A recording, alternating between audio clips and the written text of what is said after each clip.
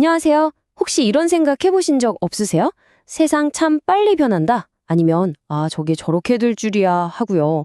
그런데 정말 세상의 변화가 그렇게 갑자기 어느 날 뚝 하고 찾아오는 걸까요? 오늘 일론 머스크의 생각법을 통해서요. 이 변화를 먼저 읽어내는 눈을 어떻게 가질 수 있는지 한번 제대로 파헤쳐 보겠습니다. 맞아요. 기술이든 문화든 뭔가 거대한 흐름이 꼭 하룻밤 사이에 세상을 확 뒤집어 놓는 것 같죠. 어제까지는 모두가 쓰던 게 오늘은 구식이 되어버리고요.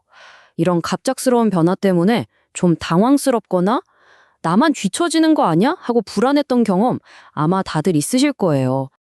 자, 바로 이겁니다. 오늘 이야기의 진짜 핵심인데요. 사실 변화는 절대로 빠르게 오지 않아요. 아주 천천히 꾸준히 오고 있는데 문제는 우리가 그걸 너무 늦게 알아차린다는 거죠. 그러니까 변화의 속도가 문제가 아니라 그걸 바라보는 우리의 인식 속도가 문제라는 겁니다. 자, 그럼 첫 번째 이야기부터 시작해 볼까요? 세상의 그 어떤 거대한 변화도요, 사실은 예고 없이 찾아오지 않습니다. 큰 파도가 해변에 도착하기 전에 저 멀리서부터 작은 물결이 먼저 보이는 것처럼 모든 변화는 아주 작은 신호, 즉 시그널을 먼저 보내기 마련이거든요.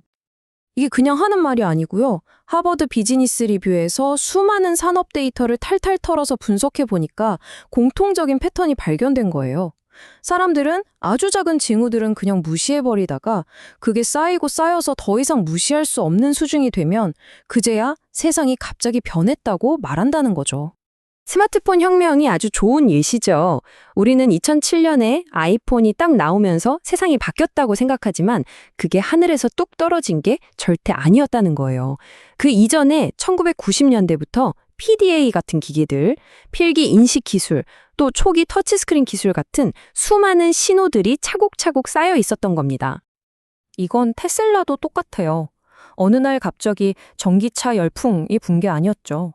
무려 20년이 넘는 시간 동안 리튬 배터리 가격은 계속해서 떨어졌고 환경 규제는 점점 더 강해졌고 관련 기술들은 조용히 쌓여가고 있었습니다. 이 모든 신호들이 합쳐져서 지금의 테슬라라는 결과물이 터져 나온 거죠. 그럼 이런 질문이 생기죠. 아니, 왜 일론 머스크 같은 사람들은 남들이 다 놓치는 이 신호들을 먼저 볼 수 있었던 걸까요? 그 비밀의 열쇠가 바로 제일원칙 사고라는 아주 독특한 생각법에 있습니다. 이건 현실을 아예 나눠 단위로 분해했다가 다시 조립하는 것과 같아요. 방법은 의외로 간단한 3단계입니다. 첫째, 남들이 다 원래 그래 라고 하는 것들에 대고 정말? 왜? 라고 딴지를 거는 거예요. 둘째, 문제를 계속 쪼개고 쪼개서 더는 쪼갤 수 없는 가장 근본적인 진실, 예를 들면 물리법칙 같은 것만 남기는 거죠. 그리고 마지막으로 바로 그 본질 위에서부터 완전히 새로운 집을 짓듯이 해결책을 다시 만들어내는 겁니다. 이게 정말 기가 막힌 예시인데요. 전 세계 모든 전문가들이 로켓 재사용은 원래 안 되는 거야 라고 했을 때 머스크는 딱 한마디를 던졌어요. 알겠는데 그래서 물리법칙상으로 그게 왜 불가능한데요? 라고요. 이 근본적인 질문에 아무도 제대로 대답하지 못했죠. 그래서 그는 그냥 해버렸고 결국 해냈습니다. 자, 그러면 반대로 우리 대부분은 왜 이런 변화의 신호들을 자꾸만 놓치는 걸까요? 여기에는 사실 아주 과학적인 이유가 숨어 있습니다. 바로 우리 뇌가 작동하는 방식, 그 안에 숨겨진 일종의 버그 때문이죠. 그게 바로 인지지연이라는 건데요. 쉽게 말해 우리 뇌는 변화보다는 안정을 훨씬 더 좋아하도록 프로그래밍 되어 있어요. 그래서 변화가 아주 조금씩 천천히 일어나면 그걸 그냥 못 본 척하거나 위험 신호로 인식을 못하는 거예요. 그러다가 그 작은 변화들이 쌓여서 집채만한 파도가 되어 덮치면 그제야 세상이 갑자기 변했다고 소리치는 거죠. 이 둘의 차이가 여기서 극명하게 드러납니다. 우리 대부분은 현재의 안정적인 상태를 지키려고 하고 눈앞에 닥친 위기에 반응하는 데 급급하죠. 그런데 머스크 같은 사람들은 이 인지지연을 의식적으로 깨부수려고 합니다. 현재의 안정보다 미래에 어떤 일이 일어날 가능성에 집중하고 그 확률을 보고 먼저 움직이는 거죠. 자, 그럼 가장 중요한 부분이죠. 우리도 이런 관점을 가질 수 있을까요? 네, 충분히 가능합니다. 이제부터 변화의 신호를 먼저 포착하기 위한 아주 구체적이고 실용적인 습관 3가지를 알려드릴게요. 첫 번째 습관은요, 아주 작은 초기 신호들을 일부러 찾아보는 거예요.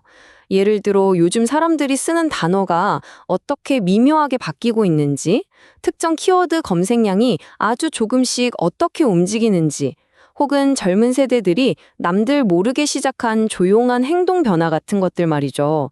이런 작은 단서들에 계속해서 안테나를 세우는 겁니다. 두 번째는 생각의 순서를 바꾸는 겁니다. 현재에서 미래를 보는 게 아니라 미래에서 현재를 보는 거죠.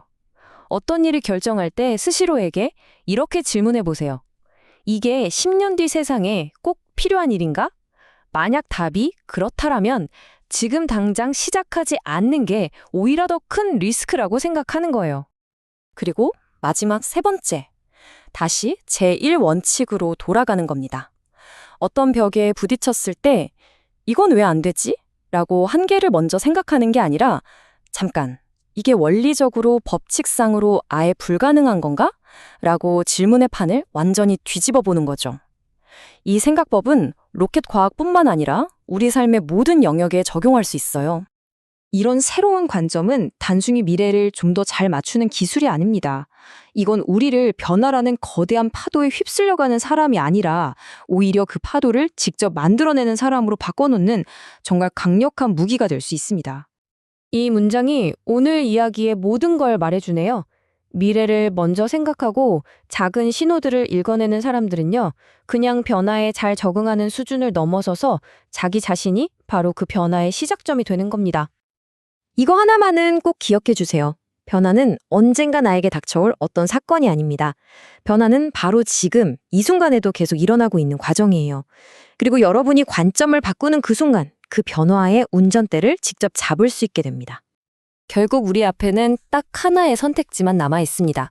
지금부터 작은 신호들을 읽어내면서 변화를 내 눈으로 똑똑히 볼 것인가? 아니면 나중에 모든 게 다 바뀐 뒤에야 세상이 어쩌다 이렇게 됐지라며 놀랄 것인가? 그 선택은 오직 여러분의 몫입니다. 오늘 이야기를 마무리하면서 마지막 질문을 하나 던지겠습니다.